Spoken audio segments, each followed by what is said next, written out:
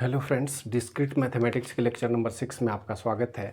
इस लेक्चर में हम लोग डिस्कशन करने जाते हैं प्रोपोजिशनल इक्विवेलेंसेज। प्रोपोजिशनल इक्विवेलेंस का मतलब क्या है? देखिए, मैथमेटिकल कोई भी प्रॉब्लम हम सॉल्यूशन अगर ढूंढने की कोशिश करेंगे तो उसमें निश्चित रूप से बहुत सारे लॉ हैं, बहुत सारे रूल्स हैं जिनको फॉलो करना पड़ता है, बहुत सारे थ्योरम हैं जिनका इस्तेमाल करना पड़ता है।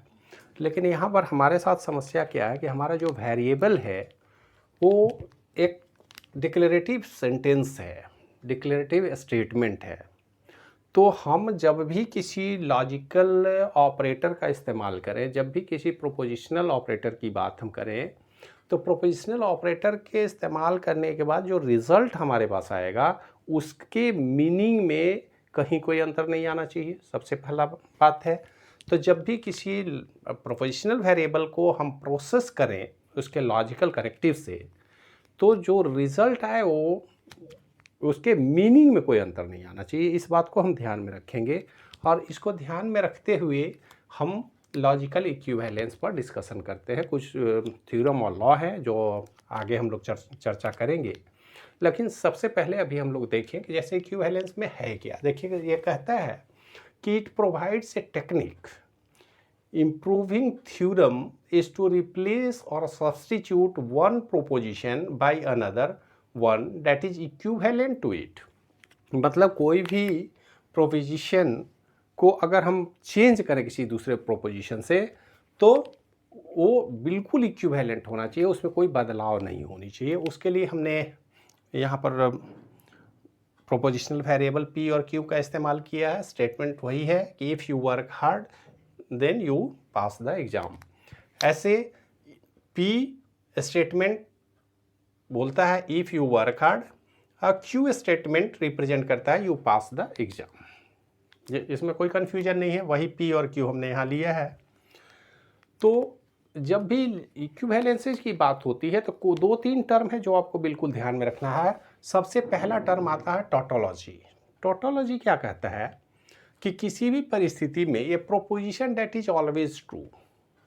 अब यहाँ पर अगर कनेक्टिव का इस्तेमाल करें और करने के बाद जो हमेशा से ही पॉजिटिव आ जाए तो उस तरह के प्रोपोजिशन को ही हम बोलते हैं टोटोलॉजी। मतलब उस तरह का कनेक्टिव का इस्तेमाल हम करें जिसके बाद हमारा रिजल्ट हमेशा ट्रू आए, तो उसको बोलते हैं टोटोलॉजी। टोटोलॉजी को समझना बहुत आसान काम है। अगर हम लॉजिकल बुलियन अलजेब्रा तो आप पढ़े हैं, डिजिटल वेरिएबल को भी आप पढ़े हैं। जैसे अगर कोई वेरिएबल है, डिजिटल क्वांटिटी है ए और बी, और यदि हम ऐसा लिखें ए और बी दो वेरिएबल है तो स्वाभाविक है इनका वैल्यू 0 या 1 कोई एक हो सकता है, क्योंकि ये बाइनरी लॉजिक है। अब हमारा एक इक्वेशन है ए और ए बार, इसका मतलब आप जानते हैं इट इज ऑलवेज 1। तो ये जो कॉन्सेप्ट है बाइनरी लॉजिक में, कुछ यही कॉन्सेप्ट हम यहाँ इस्तेमाल करने की कोशिश करेंगे। केवल ध्यान ये रखना है कि हमारे मीनिंग में कोई अंतर यहाँ नहीं आना चाहिए। यहाँ पर ए और ए बार इज ऑलवेज 1, क्योंकि 0 और 0 तो कर नहीं सकते, क्योंकि एक का दूसरा कॉम्प्लीमेंट है तो 0 का कॉम्प्लीमेंट 1 होगा। तो अगर इसको 1 लेते हैं तो ये 0 होगा, इसको 0 लेते हैं तो ये 1 होगा। हमेशा आउटपुट हमको 1 मिलता है। कुछ यही कॉन्सेप्ट है यहाँ टोटोलॉजी का। टोटोलॉजी क्या कहता है कि proposition that is always true. अब जरा सा देखिए प्रोपोजिशन क्या होगा। मान लेते हैं प्रोपोजिशन हम ले ले P डिसजंक्शन Q।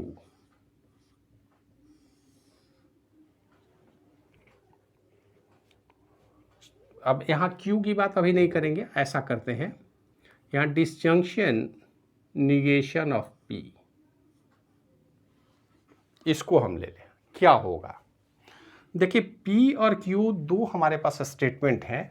इनका वैल्यू हम फॉल्स मान सकते हैं, फॉल्स ट्रू ले सकते हैं, ट्रू फॉल्स ले सकते हैं, और ट्रू ट्रू हो सकता है। यही चार कंडीशन है। अब इस कंडीशन के आधार पर देखिए हमने निगेशन ऑफ पी और निगेशन ऑफ क्यू का भी स्टेटमेंट ले रखा है। तो निगेशन ऑफ पी क्या होगा, पी अगर ट्रू है तो निगेशन ऑफ पी ये फॉल्स है तो ये ट्रू होगा, ये फॉल्स है तो ये ट्रू होगा, और ये ट्रू है तो यहाँ फॉल्स होगा, ये ट्रू है तो यहाँ फॉल्स होगा। ठीक उसी तरह निगेशन ऑफ क्यू अगर ये फॉल्स है तो यहाँ ट्रू होगा, ये ट्रू है तो यहाँ फॉल्स होगा, ये फॉल्स है तो यहाँ ट्रू होगा, और ये ट्रू है तो यहाँ फॉल्स होगा। इसमें तो कोई कन्फ्यूजन आपको नहीं है। हमने पी लिया है, निगेशन ऑफ पी लिया है। निगेशन मतलब इसका जस्ट ऑपोजिट, अगर फॉल्स है तो ट्रू होगा, फॉल्स है तो ट्रू है तो फॉल्स है, ट्रू है तो फॉल्स है। निगेशन ऑफ क्यू फॉल्स है तो ये ट्रू होगा, क्यू ट्रू है तो फॉल्स होगा, ये फॉल्स है तो ट्रू होगा, ट्रू है तो फॉल्स होगा। यहाँ तक में तो कोई कन्फ्यूजन नहीं है, बाइनरी लॉजिक के इक्विवेलेंट चल रहा है। सिर्फ हमने 0 के जगह पर फॉल्स लिखा है और ट्रू के जगह पर 1 के जगह पर हमने ट्रू किया है, क्योंकि ये स्टेटमेंट है तो स्टेटमेंट हमेशा ट्रू या फॉल्स हो सकता है, इसमें कोई दिक्कत नहीं है। चूँकि इसकी प्रोसेसिंग फाइनली हमको कहीं ना कहीं कंप्यूटर में करना है, तो हम रिप्रेजेंटेशन भले लिख रहे हैं लेकिन रिप्रेजेंटेशन का मतलब वही है 0 और 1। अब जरा सा देखिए, एक स्टेटमेंट हमने लिखा P डिसजंक्शन निगेशन P यहाँ है, निगेशन P यहाँ, इसका डिसजंक्शन मतलब और ऑपरेशन, तो फॉल्स एंड ट्रू क्या होगा, ट्रू होगा, फॉल्स एंड ट्रू होगा, ट्रू एंड फॉल्स ट्रू होगा, ट्रू और फॉल्स ट्रू होगा। अब जरा देखिए, तो ये जो स्टेटमेंट है P डिसजंक्शन निगेशन P, ये हर परिस्थिति में P का कोई भी वैल्यू आप ले, इसका आउटपुट तो हमेशा ही ट्रू है। तो इस इक्वेशन को ही हम बोलेंगे टोटोलॉजी। जब भी स्टेटमेंट की प्रोसेसिंग आप करेंगे, अगर इस तरह का स्टेटमेंट आ जाए तो इट इज ऑलवेज ट्रू, ये माना जाएगा, और इसी को हम बोलेंगे टोटोलॉजी। टोटोलॉजी क्या रिप्रेजेंट कर रहा है कि proposition that is always true, ये हमेशा ही ट्रू है। पी का कोई भी मीनिंग आप ले, अगर ये हमारा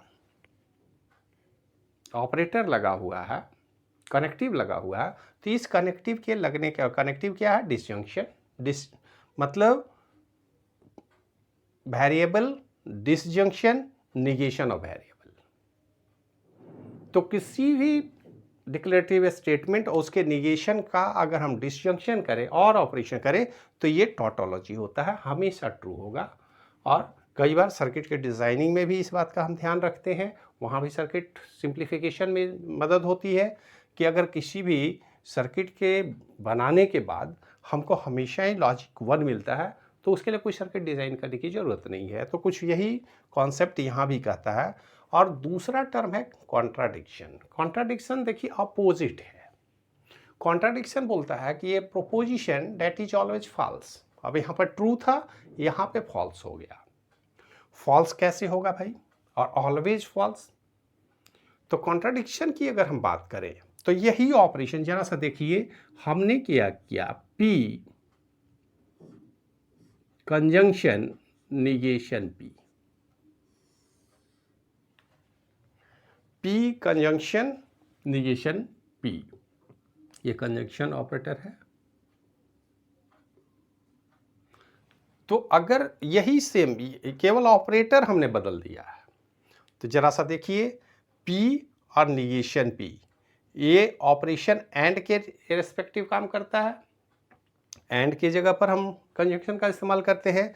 तो फॉल्स एंड ट्रू क्या होगा, फॉल्स होगा, यहाँ फॉल्स एंड ट्रू फिर से फॉल्स होगा। अगर ट्रू है तो ये फॉल्स होगा, निगेशन ऑफ P, तो ट्रू एंड फॉल्स फॉल्स होगा, और ट्रू एंड फॉल्स ये भी फॉल्स होगा। अब देखिए ये हमारा टोटोलॉजी है और ये इक्वेशन है कॉन्ट्राडिक्शन। तो कॉन्ट्राडिक्शन हम हर कंडीशन में वेरिएबल को किसी भी फॉर्म में आप ले, ट्रू ले फॉल्स ले, कॉन्ट्राडिक्शन हमेशा ही फॉल्स होगा और टोटोलॉजी हमेशा ही ट्रू होगा। तो जब लॉजिकल प्रोसेसिंग की बात हो, देखिए ये जो कॉन्सेप्ट है टोटोलॉजी या कॉन्ट्राडिक्शन, इसको हम लॉजिकल प्रोसेसिंग में इस्तेमाल नहीं करते, कोई मीनिंग नहीं है इनके इस्तेमाल करने का, तो ये हमारे लिए बहुत फ़ायदेमंद नहीं है। क्लियर हो गया? लेकिन हमें जानकारी होनी चाहिए कि जब भी लॉजिकल इक्विवेलेंस की बात होगी तो इस तरह का अगर कोई इक्वेशन आता है तो उसको आप एलिमिनेट कर सकते हैं, डायरेक्ट ट्रू या फॉल्स से रिप्रेजेंट कर सकते हैं, इसमें स्टेटमेंट के प्रोसेसिंग का कोई मतलब नहीं है। तीसरा कंडीशन बोलता है कॉन्टीजेंसी। कॉन्टीजेंसी क्या है भाई? इन्हीं दोनों के बीच में आएगा। वो बोलता है a proposition that is neither a tautology nor a contradiction. मतलब ये ना टोटोलॉजी है ना कॉन्ट्राडिक्शन है। इसका मतलब क्या है? जैसे यदि हम स्टेटमेंट यहां लिख दें P एंड Q, अब इसको जरा देखें आप, P और Q, अब दो स्टेटमेंट की बात हो रही है, दो स्टेटमेंट को हम कनेक्ट करने की कोशिश कर रहे हैं, कनेक्टिव है हमारा डिसजंक्शन। तो P और Q का डिसजंक्शन क्या होगा? फॉल्स फॉल्स, डिसजंक्शन फॉल्स होगा। फॉल्स ट्रू, डिसजंक्शन ट्रू हो जाएगा। फॉल्स ट्रू ट्रू होगा और ट्रू ट्रू ट्रू होगा। तो पी क्यू का अब इनका देखिए ट्रूथ टेबल, या इसी के बदले हम पी और कंजंक्शन क्यू कर दें तो क्या होगा आउटपुट? पी और क्यू का conjunction false false false, false true false, true false false and true true true. अब इसका मतलब है, देखिए ये दोनों ही कॉन्टीजेंसी के एग्जाम्पल हैं। कॉन्टीजेंसी मतलब चाहे आप डिसजंक्शन ऑपरेशन इस्तेमाल करें या कंजंक्शन का इस्तेमाल करें, कम से कम एक पॉजिटिव तो आना ही चाहिए। कॉन्टीजेंसी ये बोलता है कि ना ही टोटल फॉल्स होगा ना ही टोटल ट्रू होगा, कोई ना कोई ट्रू, कम से कम एक ट्रू तो होना ही चाहिए, जैसे यहाँ पे है, और एक से अधिक भी है तब भी कॉन्टीजेंसी है। कॉन्टीजेंसी इन दोनों के बीच में है, और हमारा प्रोसेसिंग का ज़्यादातर कॉन्सेप्ट इसी कॉन्टीजेंसी वाले टर्म पर होगा। लेकिन शर्त ये है कि कॉन्टीजेंसी का जब भी इस्तेमाल करें तो इसमें एक बात ज़रूर ध्यान में रखेंगे आप कि इसमें किसी तरह का बदलाव नहीं होना चाहिए। मीनिंग हमारा कभी भी डिक्लेरेटिव स्टेटमेंट का नहीं बदलना चाहिए, वो रॉन्ग नहीं होना चाहिए, वो फॉल्स नहीं होना चाहिए। ऐसा नहीं हो कि ऑपरेशन में हमने तो ट्रू दिखा दिया लेकिन एक्चुअल मीनिंग उसका फॉल्स हो जाए। तो इससे हमें बचना है, इसलिए जब भी इन कनेक्टिव का इस्तेमाल हम करेंगे तो बड़े सावधानी से करेंगे, और इसमें तीनों ही टर्म टोटोलॉजी, कॉन्ट्राडिक्शन और कंटीजेंसी, ये अब आपको समझ में आ गई होगी। इसमें हमें नहीं लगता है कि और कोई समस्या है आपको। इसमें और कुछ आगे लॉजिकल इक्विवेलेंस की अगर हम बात करेंगे तो थोड़ा और आगे बढ़ेंगे, और थोड़ा और आगे बढ़ने के लिए हम सबसे पहले देख लें, इसको हम मिटाते हैं, इसको रिप्लेस करेंगे, फिर दूसरे इक्वेशन की बात करेंगे। तो इसको हम मिटा लेते हैं,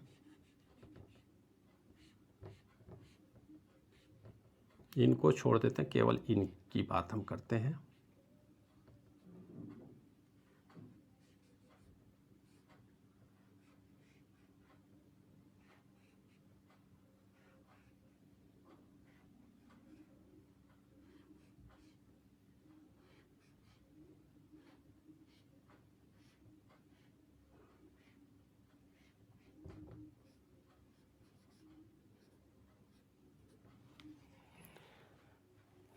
अब जरा सा हम देख लें, हमारे पास इक्वेशन है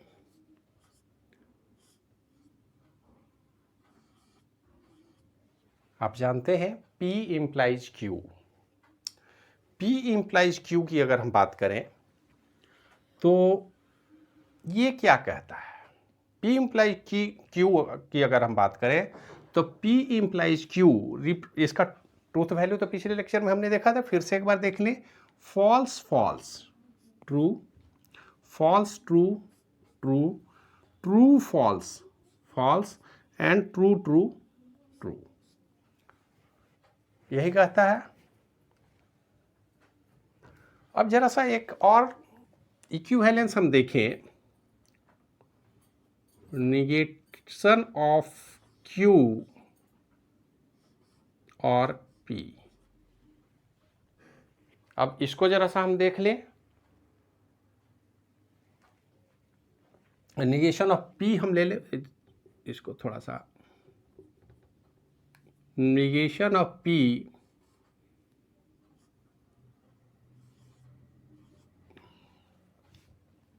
डिसजंक्शन Q, ये दो इक्वेशन हमने लिया है। देखिए निगेशन ऑफ P हमारे पास है और डिसजंक्शन मतलब और Q, इन दोनों की बात हम कर रहे हैं। इन दोनों इक्वेशन को जरा गौर से आप देखें और हमें चलना है इधर से।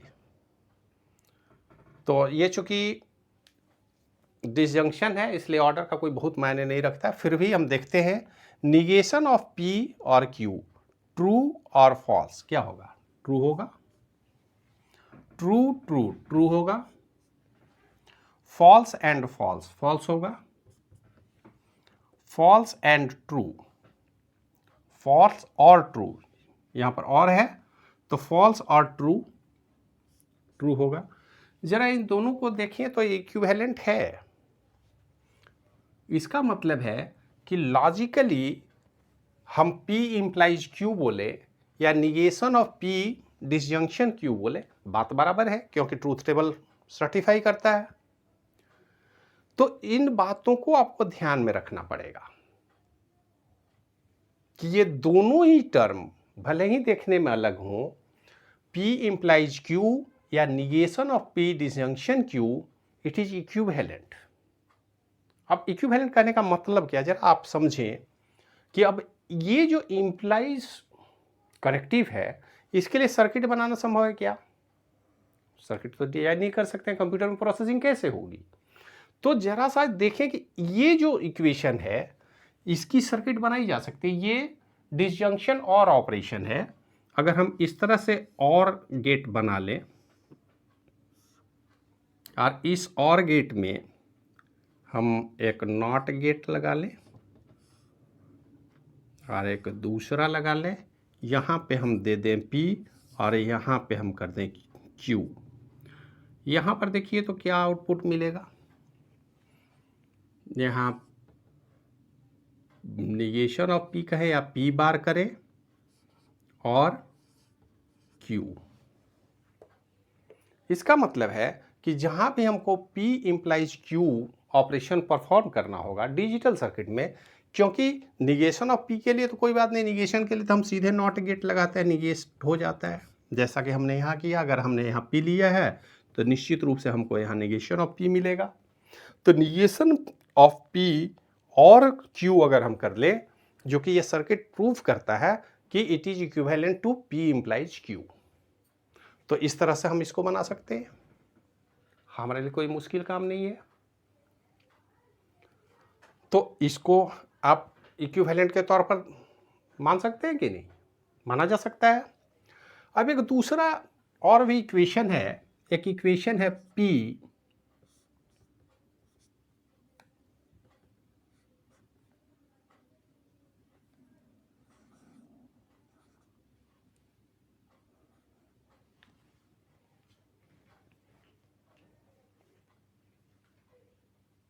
Bye implication.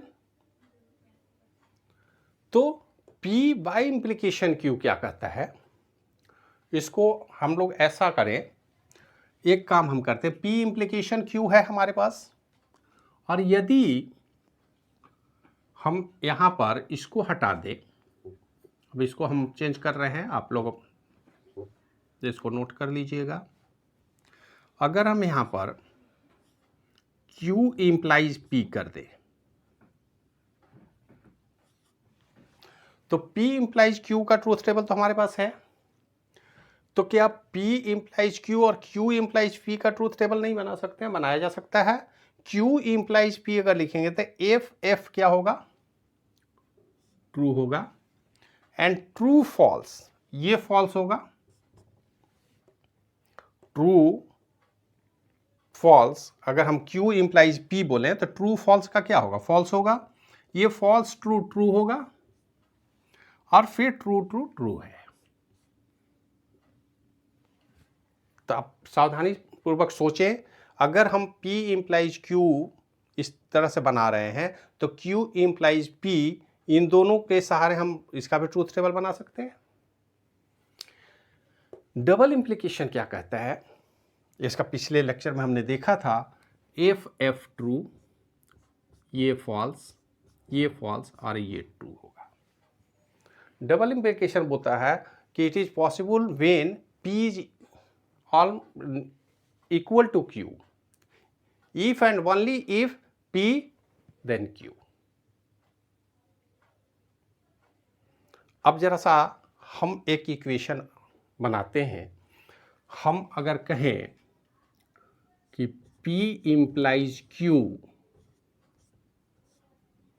और डिसजंक्शन Q इम्प्लाइज P, ये दोनों operation P implies Q, disjunction Q implies P, तो क्या होगा, true true true true false, true false, sorry ये आपको कंजंक्शन बनाना होगा, थोड़ा गड़बड़ हो गई, इसको ठीक कर लेंगे आप। True and false, false false and true, false true true true. जरा इन दोनों इक्वेशन को आप गौर से देखें तो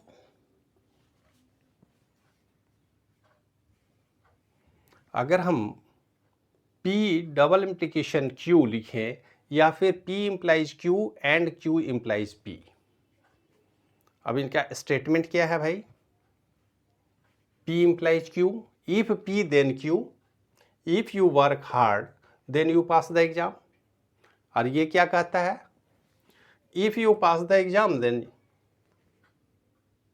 you have done hard work. अगर ये दोनों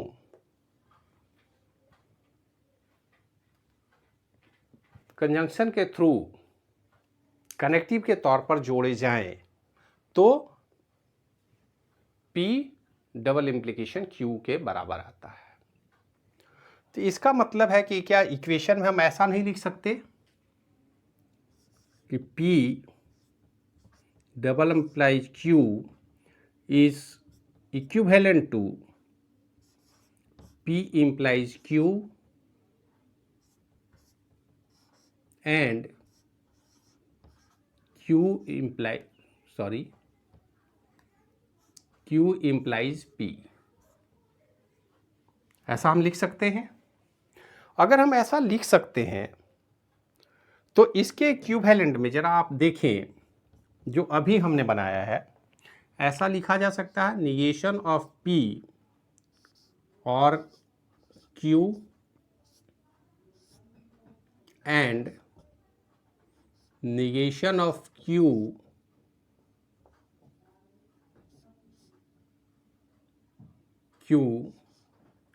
और P। तो लॉजिकल इक्विवेलेंस की कहानी यहीं से शुरू होती है। सबसे पहले जब भी किसी भी इक्वेशन के इक्विवेलेंट कोई इक्वेशन अगर हमें बनाना पड़े सॉल्यूशन में, प्रॉब्लम के सॉल्यूशन में, तो हम बनाएंगे, उसको सिंप्लीफाई करने की कोशिश करेंगे, या अगर सर्किट डिज़ाइन करना होगा तो निश्चित रूप से इसके लिए तो हम डिजिटल सर्किट बना सकते हैं। एंड और ऑपरेशन के लिए तो डिजिटल सर्किट बनाई जा सकती है, जैसा कि हमने एक बनाया है निगेशन ऑफ P और Q के लिए। तो क्या निगेशन ऑफ Q और P के लिए नहीं बना सकते? अब फिर दोनों का एंड ऑपरेशन नहीं कर सकते? इसका मतलब है कि P डबल इम्प्लाई Q का इक्वेशन आप जरा गौर से देखें। हम एक नॉट गेट यहां भी लगा रहे हैं और यहां भी हम सर्किट जोड़ रहे हैं। ये है P इम्प्लाइज Q, और ठीक इसी तरह इसको अगर हम जोड़ दें और इस सर्किट को यहाँ से हम जोड़ दें, इसको ऐसे हम कर देते हैं ताकि आपको समझने में कोई दिक्कत नहीं होगी।